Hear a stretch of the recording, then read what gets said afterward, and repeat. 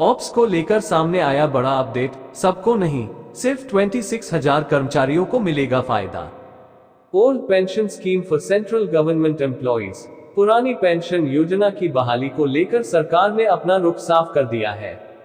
बताया जा रहा है कि पुरानी पेंशन योजना ओल्ड की बहाली को लेकर सरकार के पास ऐसा कोई प्रस्ताव नहीं है, लेकिन वहीं कैबिनेट में उस प्रस्ताव को मंजूरी दी गई, जिसमें राज्य के इन 26,000 कर्मचारियों को ऑप्स का लाभ मिलेगा।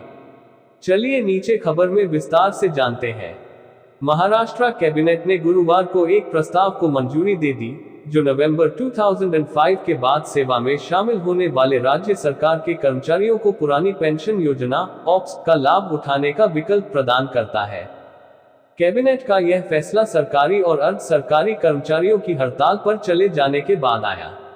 इन कर्मचारियों और अधिकारियों की मांग थी कि ओपीएस को बहाल किया जाए। मुख्यमंत्री कार्यालय (सीएमओ) ने कहा कि कैबिनेट ने उस प्रस्ताव को मंजूरी दे दी जो नवंबर 2005 के बाद सेवा में शामिल होने वाले राज्य कर्मचारियों को ओपीएस का विकल्प प्रदान करता है। महाराष्ट्र राज्य कर्मचारी परिषद के महासचिव विश्वास काटकर ने कहा कि कैबिनेट के फैसले से उन 26,000 राज्य सरकार के कर्मचारियों को फायदा होगा, जिनकी नियुक्ति नवंबर 2005 से पहले हुई थी, लेकिन बाद में उन्हें ज्वाइनिंग लेटर मिला। इस फैसले से केवल 26,000 राज्य सरकार के कर्मचारियों को फायदा होगा। राज्य में लगभग 9,50,000 कर्मचारी हैं, जो नवंबर 2005 से पहले सेवा में शामिल हुए थे और वह पहले से ही ओपीएस का लाभ उठा रहे हैं। ओपीएस के तहत एक सरकारी कर्मचारी को उसके अंतिम विड्रॉ सैलरी के 50% के बराबर मासिक पेंशन मिलती है। कर्मचारियों द्वारा अंशदान की कोई आवश्यकता नहीं थी। आपको बता दें कि 2005 में राज्य में ओपीएस बंद कर दिया गया था।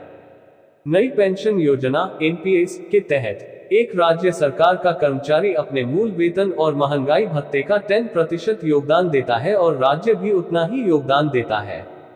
फिर पैसे को पेंशन फंड नियामक और विकास प्राधिकरण (पीएफआरडीए) द्वारा अनुमोदित कई पेंशन फंडों में से एक में निवेश किया जाता है और रिटर्न बाजार से जुड़ा होता है। राज्य कैबिनेट ने कारों के उपयोग के लिए टोल राशि के रूप में 250 रुपये वसूलने के प्रस्ताव को भी मंजूरी दे दी है।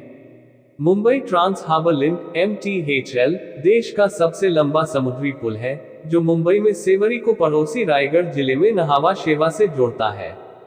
प्रधानमंत्री नरेंद्र मोदी 12 जनवरी को MTHL का उद्घाटन करेंगे।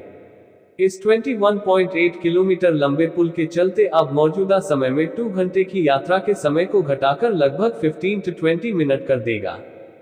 कैबिनेट ने राज्य में दूध उत्पादकों को 5 रुपये प्रति लीटर सब्सिडी जारी करने के प्रस्ताव को मंजूरी दे दी। इस निर्णय की घोषणा पिछले महीने आयोजित राज्य विधानमंडल के शीतकालीन सत्र में की गई थी।